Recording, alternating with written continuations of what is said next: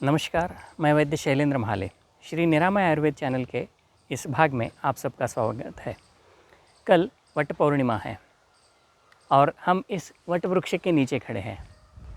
What वृक्ष भारतीय संस्कृति में तीसरे नंबर का अत्यंत महत्व का वृक्ष माना गया है। वट इसे अक्षय भी कहा जाता है क्योंकि यह हजारों वर्ष तक जी सकता है। इसे संस्कृत में न्यग्रोध भी कहा गया है।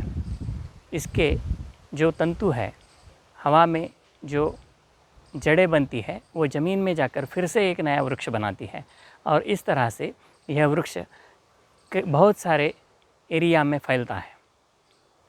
कलकत्ता में एक बहुत बड़ा वृक्ष है, वैसे भी गुजरात में, प्रयाग में, ऐसे अलग अलग अन्य अन्य स्थानों पर इस वृक्ष को बहुत पुराने रूप से, पुराने समय से पाया गया है। हमारी संस्कृति में इसे अत्यंत महत्वपूर्ण रूप माना गया है। पुराणों में जो कथा आती है, सत्यवान का प्राण बचाने वाली सावित्री उसे इसी वृक्ष के नीचे लाकर रखती है और फिर यम से उसके प्राण वापस लाती है। और उसी के स्मृति के रूप में हर वर्ष महिलाएं वट पौर्णिमा के रूप में इस दिन वट वृक्ष के चारों ओर प्रदक्षिणाएं लगाती है और अपने पति की दीर्घायु के लिए प्रार्थना करती है।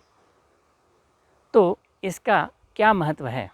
हमारी संस्कृति विज्ञान एवं अध्यात्म इन दोनों को एक साथ मिलाकर चलती है।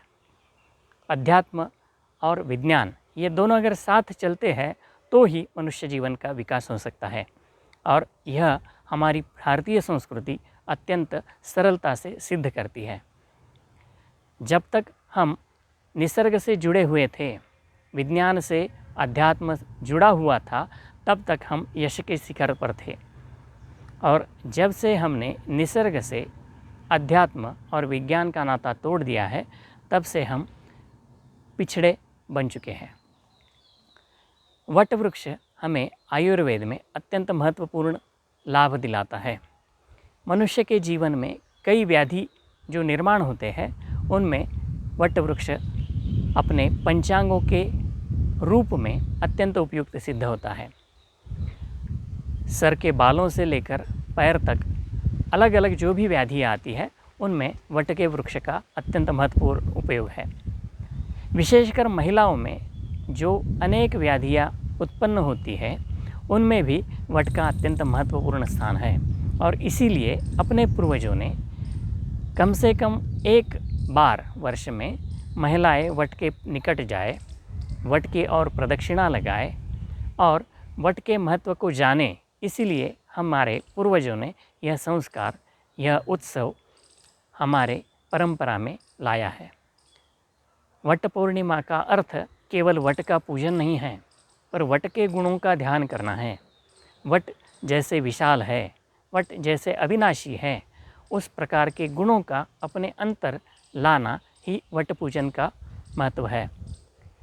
इसीलिए हमारे पूर्वजों ने वट पूजन वट पूर्णिमा के दिन, ज्येष्ठ पूर्णिमा के दिन यह वट पूजन किया जाता है। आप सबको पता है, ज्येष्ठ महीने के बाद, ग्रीष्म की तपती धूप के बाद वर्षा आने वाली होती है और वर्षा का सुखद संदेश देने वाला यह ऋतु हमें हमारे शरीर में कई प्रकार के व्याधियों को भी आमंत्रण दे सकता है। ग्रीष्म की तपती धूप में जो उष्णता के विकार बढ़े हैं, वह इस वट की शीतलता के कारण शमन हो सकते हैं।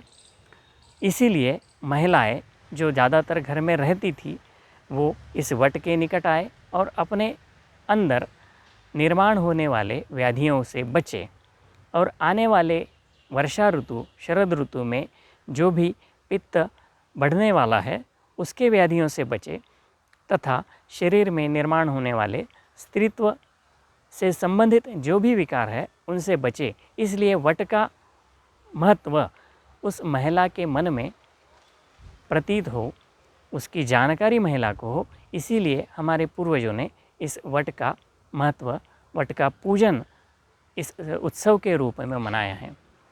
स्वातंत्र्य वीर सावरकर ने कहा था, वट का बीज जो है वो राई के बीज से भी, सरसों के बीज से भी छोटा होता है, परंतु उसमें जो कल्पना होती है, उसमें जो वल्गना होती है, उसके कारण वह अंकुरित होने के बाद एक विशाल वृक्ष के रूप में खड़ा होता है और गाय बैलों के सैकड़ों खिल्लारों को आश्रय देता है।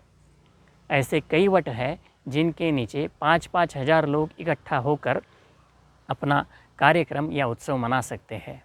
आइए हम भी पुनः निसर्ग से हमको जोड़ लें। निसर्ग हमें बहुत कुछ देने को तैयार है, पर हम मनुष्य इसका दोहन करने के बजाय शोषण करने में लगे हुए हैं।